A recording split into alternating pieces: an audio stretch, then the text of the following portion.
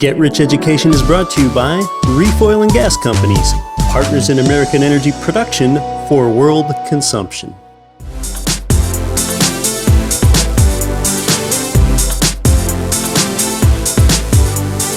Welcome to Get Rich Education with Keith Weinhold, giving you information and ideas on the investment that has turned more ordinary people into millionaires and billionaires than anything else, and can provide you with more wealth and happiness than you ever thought possible.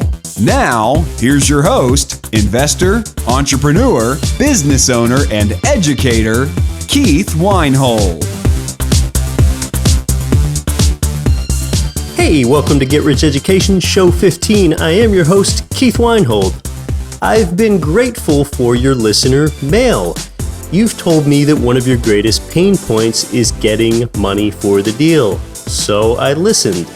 I've got the guest, not on this episode, but the next episode, that can tell you about all the angel investor money, venture capital, and crowdfunding sources for how to get money for your business startup or your next real estate deal. If you don't have a lot of money for a deal, I've also told you about how you can buy income real estate by pooling other people's money together to fund the deal through real estate syndication. And I told you about the seminar that tells you how to do this in Las Vegas, February 6th and 7th. I will be attending that, so I hope to meet you there. But prior to you doing more big deals and getting the money so that you can create more money for yourself, it's important to discuss protecting what you have or protecting what you will buy. And today we have our first appearance of an elite Robert Kiyosaki Rich Dad Advisor to tell you about doing just that. When we come back, Garrett Sutton is going to tell you about the right asset protection and corporate structure around what you now own or plan to own in the future, right here on Get Rich Education.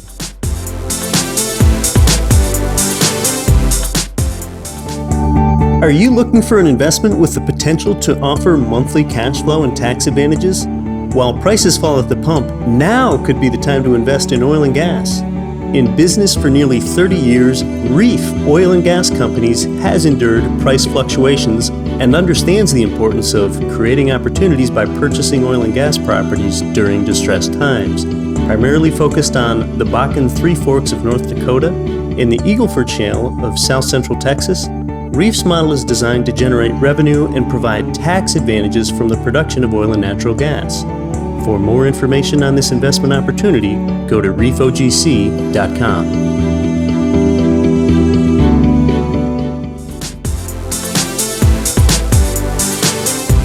Hi, this is Tom Hopkins, and I can't tell you how smart you are to be with Get Rich Education and make these ideas you.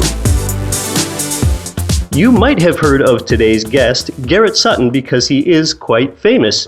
He's highly sought after as a guest speaker, and he serves as a member of the elite group of Robert Kiyosaki's Rich Dad Advisors. Garrett has authored a bunch of successful books, including Start Your Own Corporation and Loopholes of Real Estate. Welcome to Get Rich Education, Garrett Sutton. Thank you, Keith. It's a pleasure to be with you today. In my mind, you've always sort of occupied this somewhat unique space. You're a corporate attorney in a very prominent level. You're also a real estate investing aficionado and author. So how did you get into occupying such a unique niche in the industry? Well, it started out by going to law school. I went to Hastings Law School in San Francisco. It's the University of California's law school there. And I found myself interested in corporations right off the bat. So that was something that just came to me naturally, as opposed to workman's compensation or constitutional law. And in doing corporations, along the way, I got my California real estate broker's license when I was living in California, because I had a lot of corporate clients asking me about real estate. So I figured the best way to be able to advise them was really to learn the nitty-gritty of real estate. And so I started out doing the broker's license, and then that led to my investing in real estate. And so my wife and I, one of our retirement strategies is to have several properties which will cash flow. And so that is, part of my goal. And many of my clients who come to me from Rich Dad and other places have the same goal. So it makes it really enjoyable to talk to these people about what they're doing, what I'm doing. And so it's been a lot of fun, actually. It's quite enjoyable to assist people in this regard. It is, because as we know, investing in real estate is a life-changing vehicle. So you discussed some of your clients. I think you have one set of clients that everyone's heard of, Robert and Kim Kiyosaki. How did you get to know them? Well, it's just, blind luck. It was great that there was a CPA here in Reno that got to know Robert, and they were looking for a Nevada attorney that did asset protection, and she was nice enough to refer me to Robert. And it was funny that Robert and I both played rugby, and that was an immediate bond. And we had several mutual friends in the rugby world. So, it's just been really enjoyable the last 15 years working with Robert and Kim, not only on their personal matters, but traveling the country and spreading the word as to the Rich Dad principles and my segment within that being protect your assets. When you get started, you're building your net worth, you've got to think at the same time, how do I protect it? So what is going on in the world of asset protection these days? Well, I'm glad you asked that question, Keith, because there are three things I want to mention. There's a new case out of Wyoming that says if you have an LLC that you don't properly capitalize, meaning you don't put enough money in to satisfy the obligations that you enter into, even a strong state like Wyoming will pierce the corporate veil. And that's what they did in the Green Hunter case. So that's kind of big news in the asset protection world. As well, we're starting to see more and more courts rule against asset protection for single member LLCs. When you have an LLC, the owners are known as members. In a corporation, the owners are known as shareholders. But in an LLC, if you have a one owner, a one member LLC, some states don't accord the asset protection. And in response to this, Nevada and Wyoming have, on the other hand, provided asset protection in their statute for single member LLCs. But in other states, we're starting to see a trend away from protecting single member LLCs. The third thing I'd like to bring up, Keith, is a lot of people are looking at the self-directed IRA and investing in real estate through their self-directed IRA. They take the next step of saying, I don't want to pay the trustee to manage this real estate, so I'm going to form an LLC that will be owned by my self-directed IRA, and I'm going to manage the IRA monies on my own through that LLC. We're starting to see the IRS gathering information on this, and I predict within the next 2 years or so, there's going to be a crackdown on this practice. So your listeners should be aware that, it just, when it sounds too good to be true, maybe it is, the idea that you can manage your retirement monies through a checkbook IRA or the checkbook LLC, maybe too good to be true. I think something is coming with regard to the IRS and the checkbook IRA. So listeners, if you listen to Garrett a little bit and you pick up on what he's saying, laws and policies change. So this is a dynamic field. It's not necessarily a set it and forget it sort of passive activity forever. You did mention something there about piercing the corporate veil. What does that mean for my listeners that don't know? Well, that's a good question, Keith. I really should explain it more fully because it is important. When you set up a corporation or an LLC, you're doing it in part for the limited liability it affords.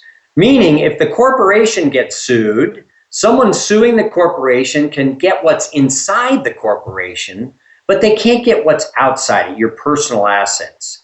Now, if you don't follow the corporate formalities, if you don't issue stock, if you don't pay the filing fees to the state, in this new case in Wyoming, if you don't properly fund the company, a court can pierce the veil, meaning they go through the limited liability veil of protection and assess the claim against the corporation to the shareholders directly. So this is not a good thing. Piercing the corporate veil sounds painful, and it is. Now, some listener might be wondering, well, I don't live in Wyoming. What does Wyoming have to do with me? I live in New York or Kentucky or Florida. So what about that? How can a resident of Oklahoma be protected with legal changes in Wyoming? The reason I bring up Wyoming is each state has its own veil-piercing statute. They will pierce the veil in all 50 states. And it's kind of interesting, Keith, when people do attempt to pierce the corporate veil, it is successful almost 50% of the time. That's scary. Which means people aren't following the formalities. So Oklahoma will have its own veil-piercing statute, Florida, New York, wherever you are. So you have to understand what each state wants to see, but there are some common things among all the states. So you have to pay that annual filing fee, you have to do your minutes.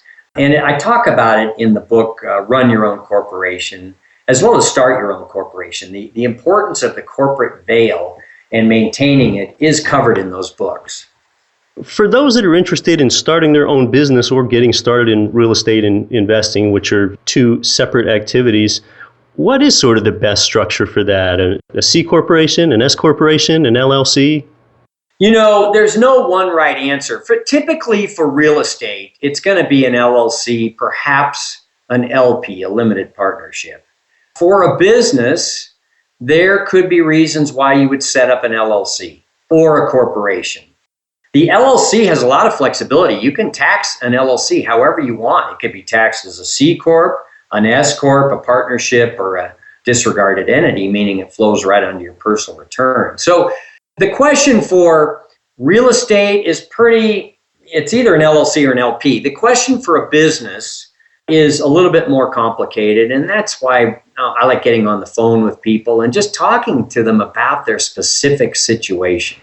Yeah, that's probably an it depends answer if there is one. But if I can just give one specific situation, one idea and piece of information that I have given my listeners that can be a great springboard to their wealth, and it's also how I began when I bought my first four-plex 12 years ago, is to consider buying a four-plex building with an FHA loan, putting 3.5% down, which is 28-to-1 leverage, living in one unit, renting out the other 3, and you only have to own or occupy for a year. So what about somebody that follows that course of action and buys a four-plex owner-occupied with an FHA loan? Is there a specific course or entity protection that's best for that? Or? Well, a couple things. When you buy that first piece of property, any piece of property, you always want to have insurance. So if you have the LLC in place, you're still going to have insurance. So insurance is the first line of defense. Now, when you get that loan, Keith, pretty much you had to get it in your individual name. And title with that FHA is going to be in your individual name. Yeah. I have clients, and I do this myself, where you take title in your individual name, and then you transfer it to the LLC. And with regard to the lender, is it better to ask permission or forgiveness? If the lender keeps getting the mortgage payment pursuant to an LLC bank account check, they're going to be okay with it. If they're not, and it rarely happens, I haven't even seen it happen. If they come back to you and say, hey, this was a sale of the property and we have a due on sale clause, pay us all the money. Here's the language that the FHA actually accepts, and it's called continuity of obligation. So in your situation, Keith, where you bought that property and then you transfer it into an LLC for the better protection, with the FHA, they have a continuity of obligation. In other words, you've signed a personal guarantee. That doesn't go away when you transfer it into an LLC. You've given them a first deed of trust on the property. That doesn't go away when you transfer it into an LLC. So there's a continuity of obligation. You're still responsible for that. So that would be the magic words to use. And then, if you run into a situation, I haven't seen it, but it could happen.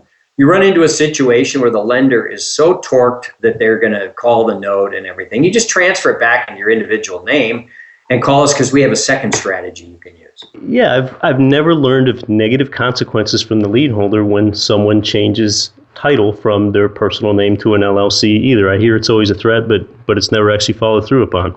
As long as they're getting paid on a monthly basis, why are they going to call a performing loan? When one goes ahead and sort of decides what is most important to them in corporate formation, I kind of think that there are at least 3 things to consider. There's How important is asset protection to you? How important is the tax treatment? And then how important is your anonymity? Can you talk to some of those trade-offs a little bit? Sure. I mean, if you can, I like all three. So, we can get an LLC that will give you the asset protection. As I mentioned, the LLC is very flexible in terms of the taxation. You can have it taxed however you want, but typically with an LLC owning real estate, you're going to be taxed as a partnership, or if it's a one-owner LLC, as a disregarded entity.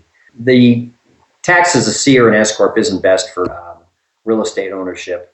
And then the anonymity, for me, the first two are more important than the anonymity. The LLC that we set you up in is going to be strong. I want you to be able to walk into court and say, Your Honor, this property's in an LLC, and the state provides for the charging order protection. However, if you do want the anonymity, the state of Wyoming does not list the owners or managers of LLCs on their website. So with Wyoming, you get great asset protection, no state tax. So we're not going to put you into a great state that has a high tax. So good asset protection, no state tax, the flexibility of how you will be taxed. And on top of that, with Wyoming, you get that anonymity because they don't list who the owner is. So if I follow along correctly, it sounds like no matter what state someone resides in, they can use the Wyoming LLC as the holding company for their individual states that they reside in's LLC. Absolutely. So, for example, you have a property in Alaska, and we use an Alaska LLC to be on title for your 12-plex.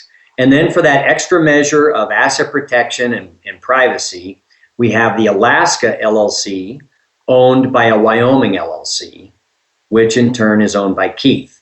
The beauty of this structure is, say you go to Pennsylvania and you buy a property there. We have a Pennsylvania LLC owned by the same Wyoming. So we could have the Alaska LLC, the Pennsylvania LLC owned by the one Wyoming. We don't have to set a new Wyoming up every time. One thing I recommend to my audience is the importance of one's return on time. And your return on time is significantly enhanced when you find that vital property manager on your team. So when an investor has a property manager in place and there's I'm thinking about ice in Anchorage here in January. Say there's a slip and fall in the parking lot. In Anchorage parking lots, I think people spend more time horizontally lying down than they do with traction standing up on them. Who's responsible for slips and falls or events like that? Is that me or is that my property manager? Well, the property manager is your agent. And so you give them the authority to manage the property, but you can't transfer the liability to them. So you are still responsible as the property owner.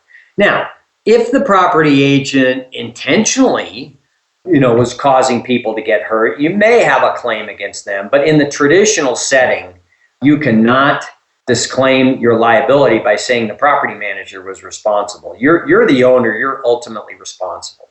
There are other layers of insurance out there. We talked about some of them. One that some people don't know too much about is something called umbrella insurance. What are the liability limits generally of umbrella insurance, especially when that has an intersection with starting your own corporation or owning investment real estate? Well, I like the umbrella policy. So typically how it works, if you have your home and auto with the same insurance company, let's say it's Farmers, you can ask them to provide you with an umbrella policy of insurance, which covers not only your home and auto, but other activities. And you can list, in many cases, up to 4 extra parcel numbers under that umbrella policy. And, the policies are pretty inexpensive. In Nevada here, they're only $400 for an extra $1 million in coverage. And so you could have $3 million. I have a client who has a $20 million umbrella policy. Now, that is for your home and auto and extraneous activities. You can also get a commercial umbrella policy for your real estate. So it's important to have a good insurance broker on your team, and you want to talk to them about that umbrella policy. I like having it in place because that's what the attorneys know how to get at. Attorneys know how to get at insurance monies. If you have enough there, and if the claim for some reason exceeds the insurance, and all your other assets are in LLCs and are protected, the attorneys have a tougher time getting after those assets. So I like having insurance and umbrella insurance as kind of the pot of red meat for the attorneys to go after. You don't offer umbrella insurance at your company, right? No, I'm not a licensed insurance agent. Yeah, that's what I thought. So see, I just kind of want to tell my listeners that, Garrett is dispensing ideas and information in a pretty impartial way here. He's recommending a product that he can't even sell to you, okay? So I just want to point that out. There is a conflict. If I'm your attorney, I shouldn't be selling you insurance because that's a conflict of interest. That's not fair to the client. Well, with all these protection layers, can one really overdo it too often? I mean, if they have 5 different duplexes, do they need 5 different LLCs? Is that even desirable? And what kind of layers of protection for those could one choose from? That is a judgment call. If you're going to have 5 properties, you have the choice of having 5 separate LLCs. You have better asset protection that way because a suit against one property means a tenant suing you can't get at the equity of the other 4 properties. Now, we have states like California where it's $800 per year per entity. And some people will say, I'm not going to set up 5 separate entities and pay $3,000 to the state of California. I might set up 2 entities and have 2 in one and 3 in another. It's a judgment call. My job is to give you your options and then you make a decision. What has real estate personally done for you? What kind of change has that made in you and your family's life? Well, it has brought on, extra work. People investing in real estate should know that this isn't a mutual fund. This is something where you're running a business and it's extra work. But my wife and I certainly believe in real estate. It's part of our foundation for retirement. We have some of these properties on shorter notes so that when we retire, they're all paid off. It's been good. I mean, I sleep better at night knowing I have real estate rather than being in the stock market. I've never been a stock market person. I understand real estate much better. Conceptually, I like seeing the property. I like being able to touch it and know it. Real estate has just always been a good fit for me as opposed to the other options that are out there. Well, it has for me too. There's just so much more that you can control. And it's sort of interesting. An active investor, one that's actively interested in investing, can often produce passive income, whereas a passive investor that just doesn't really care and just has things off in their 401k has to keep producing active income, meaning they typically have to stay at work longer because they haven't produced the cash flow. Are there any particular real estate markets that you like to invest in, whether that's geographic or property type or equity structures versus debt structures? Or I live here in Reno, Nevada, and I am one of those people who likes to invest close to home. I invested in Reno 10 years ago and things were great until this little bubble came about and popped. So, it's been challenging in the Reno market, but it's coming back. There have been a lot of major announcements of companies moving into this area, including Tesla. So there is, things are on the upswing here. But for me, whether it's booming or not, I just like having the real estate close to home. I'm not one to get on an airplane and travel across the country to see my real estate. So it just makes sense. It's funny, here in my office building in Reno, I can look out the back steps and there's a property I own 2 blocks away. So it's pretty close. So that's always worked for me, but everybody's situation is different. I have some clients that they feel that Idaho is the next place and they're willing to go there from across the country. And it just depends on what suits you. Wow, Garrett can look out the window from his office at one of his properties and almost literally see the cash flow. That is beautiful. Not yet. Garrett, a lot of people achieve success with owning their own business and investing in real estate, but to really take it next level and go from success to significance, that's something that even fewer people have.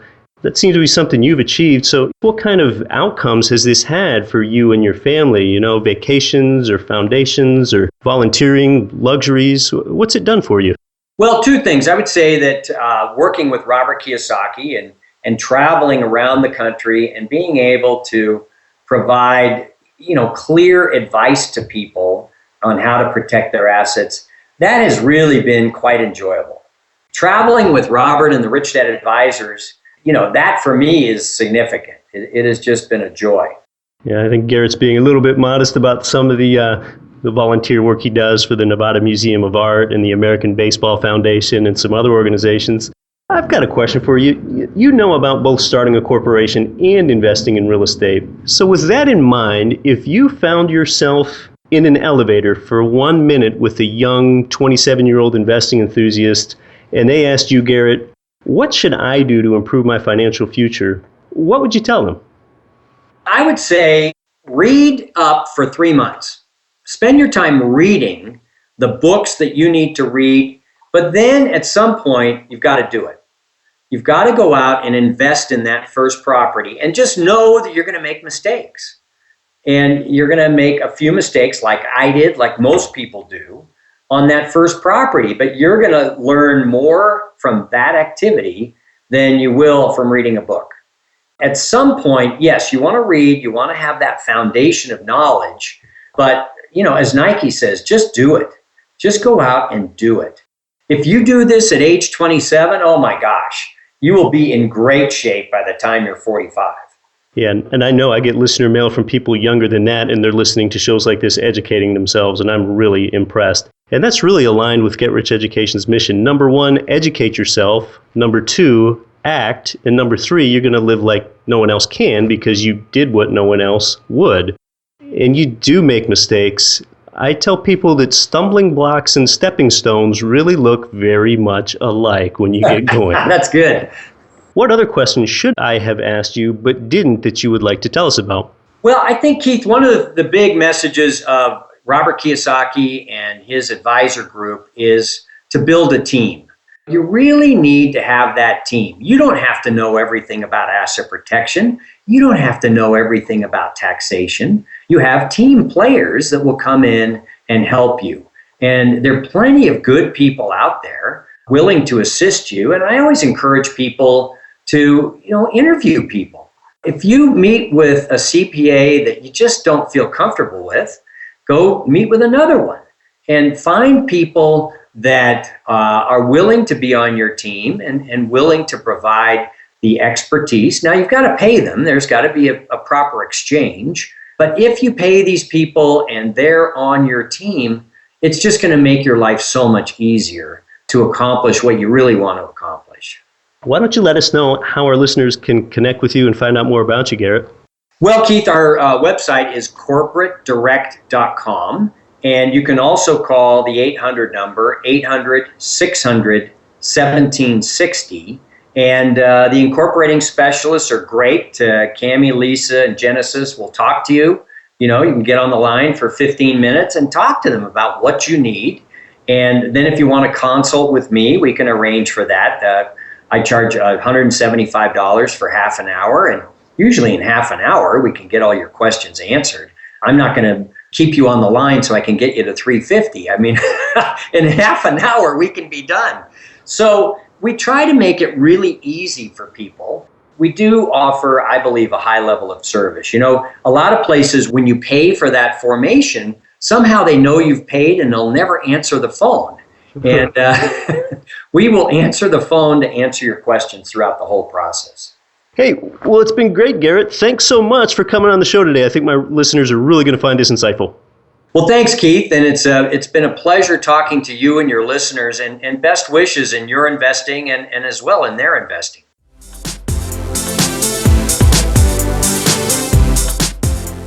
Well, the thing I like about Garrett is his clarity. He doesn't try to make things complex with a whole lot of legal speak. He's concerned with things like cost effectiveness for the investor too.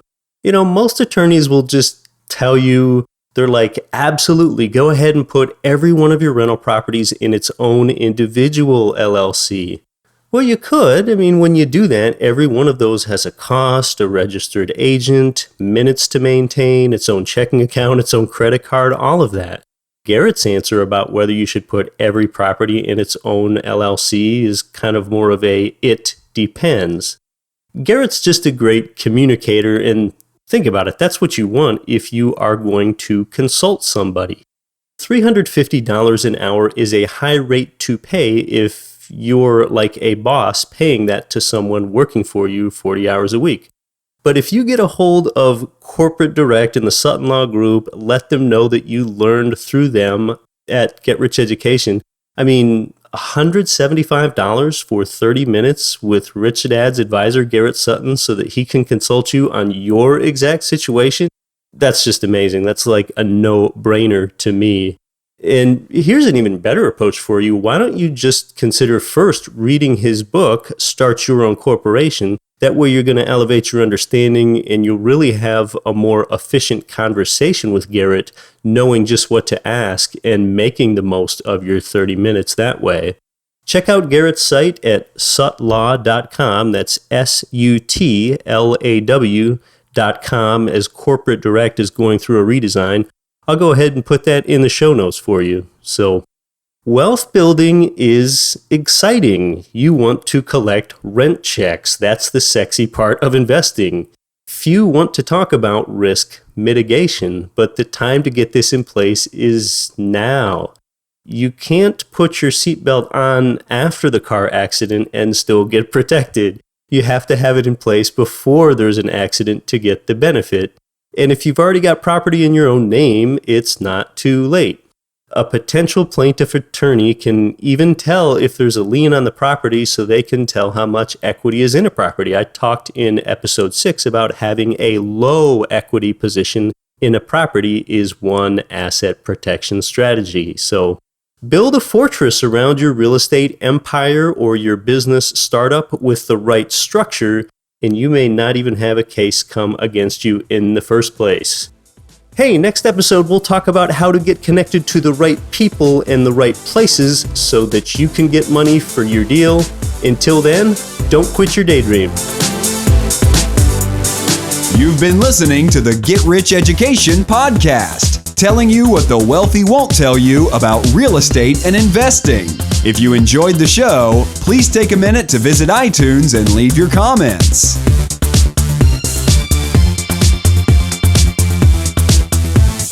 Nothing on this show should be considered specific, personal, or professional advice. Please consult an appropriate tax, legal, real estate, financial, or business professional for individualized advice. Opinions of guests are their own. Information is not guaranteed. All investment strategies have the potential for profit or loss. The host is operating on behalf of Get Rich Education LLC exclusively.